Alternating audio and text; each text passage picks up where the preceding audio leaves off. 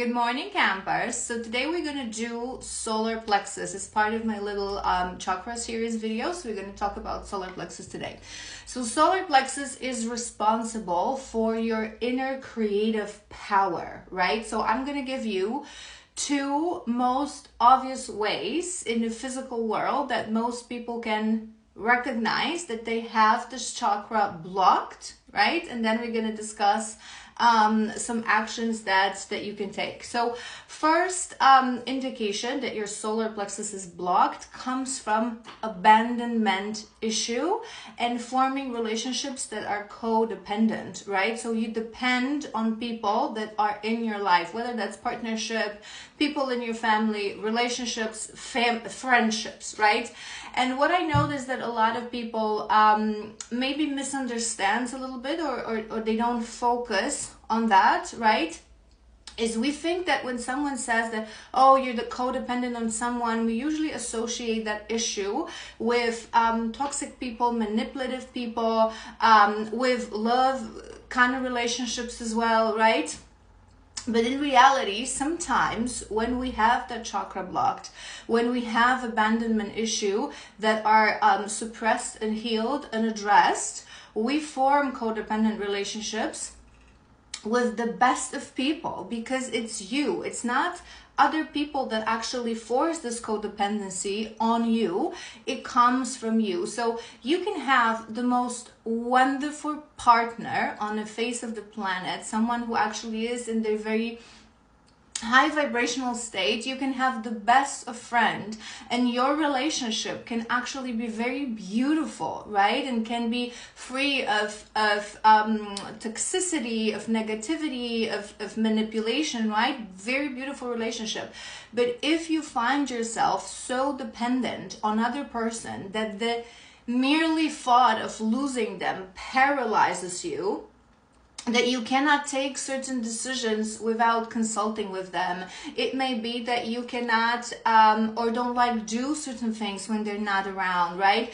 Another indication is that whatever they say, it influences your mood, right? So if they, for example, so you're unable to put in boundaries in place because the relationship and the happiness of that person is more important to you than your own values, your own happiness, and your own boundaries, right? So for example, in friendship, someone can say something that is hurtful, or someone can act in a very negative way. They can give you silent treatment, they can have a discussion with you, they can lash on you, right? And instead of approaching this with courage and with conversation like, no, this is not how I would like to be treated. Can we please discuss this? Can we please take measures to make sure that it won't happen again? You just put yourself in this mode, no, it's okay, don't worry about it, it's fine. So it's like this fear of hurting, of losing, of bothering a little bit this person. It's already an indication that you have codependency issues. Another indication, second point, is that you give away your power. Remember, solar plexus is that creative inner power, and you give away your power freely to other people. And I love to explain this with this analogy of airplane masks. When they explain to you, right, when the cabin pressure drops and the masks fall, and you have to put it on yourself first before you put it on your child. So that's something that someone who has blocked solar plexus would not be able to do. Other people are so important to you, that people pleaser in you is so important that you neglect your own needs, your own values, again, your own boundaries, your own well-being, physical, spiritual, whatever that is, right? So you attend to others before you attend to yourself. And that's when putting yourself first come. And it's another concept that a lot of people misunderstand, especially low vibrational people, a bit egoistic, manipulative, narcissistic traits kind of people, that they being very selfish, very egoistic, and they say, I'm just putting myself first. No, putting yourself first is exactly the analogy of the mask. So you make sure that you yourself, you're fine, you're well, you're happy, your values are in place, your boundaries are in place, you take care of yourself, and then as this amazing glowing human being, you show up to the world to give yourself to others, to bring that service to others, to take care of others. It's also something that is applied with people like myself, with healers, with shadow workers, right? So in order to be there for other people, we have to take care of ourselves first. We have to make sure that we're centered, that we're healed, that we're balanced, and then we can approach sessions with others to truly help them. So it's exactly that. If you're unable to do this, if you're giving away constantly your power to the point that it's depleted within yourself, it means there's a blockage in solar plexus, because you are afraid to cater to your own needs first.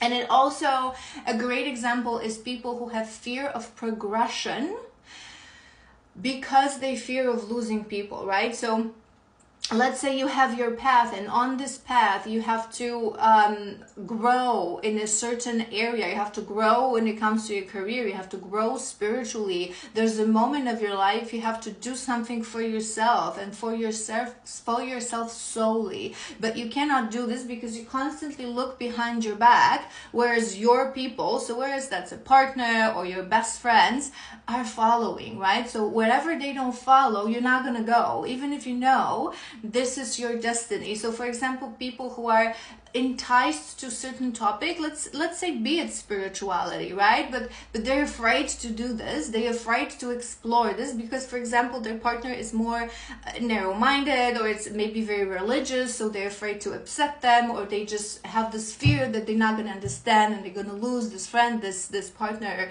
whatever that is. So the blockage of progression, if it is to lose people that you love and care about. All right. So, quick fixes. I'm going to repeat this in every video that I make out of this series. If you have that light bulb moment and you find yourself that you might have a blockage in a certain area, I always recommend working with a specialist. So if you're guided towards spirituality, it can be a shadow worker like myself, it can be an energy healer, a Reiki healer, shaman, whatever you feel guided to do. If you're not really guided towards spirituality, you can work with a therapist. So get that support. But before you're ready for that, things that you can consider on your own and contemplate on your own, first is to address that abandonment issue, because it comes from unaddressed and healed abandonment issue. So contemplate on it. Where can you have that abandonment issue from? For some, it will come actually from your childhood, from this lifetime, from people who actually abandon you. That abandonment can not necessarily mean that someone like dumped you or stopped being friends with you, but it may relate to grief, to people who left prematurely back home to spiritual realm. They're no longer with you. People who have disappointed you, people who have not been there for you. For example, in your childhood, that can also cause abandonment trauma. It can be from past lifetimes. So contemplate on that. Contemplate on what it really means, abandonment trauma, where it comes from, how can you address that. And the next thing is to stand strong, to learn to truly stand strong in your power, to exist on your own without anyone. And here I always recommend, I think anyone at certain moment of time should do this, is to hermit a little bit. So start taking time for yourself and for yourself only. I always recommend to travel on your own, even if it's just a prolonged weekend, like 3-4 days, going somewhere on your own, without a partner, without a child, without a parent, without friends, just you. Stay in a nice hotel, have some nice food. It allows you to be with yourself and really think, what do I want for me? What do I like to do for me, without other people, without catering to other people's needs? Just I would always recommend, obviously, to everyone to stay single for a prolonged period of time. But if you're already with a partner, you met that partner when you were young, I'm obviously not going to tell you to dump them, but to have the time, quality time on your own for yourself for at least a good week, and then incorporate that in your daily routine. So occasionally, be it once a month, to have a day just for you. You dress up, you go out, you roam around town, you go for a nice lunch. You are with you. You're not catering for anyone else. I hope this is helpful. And we're gonna do heart chakra next.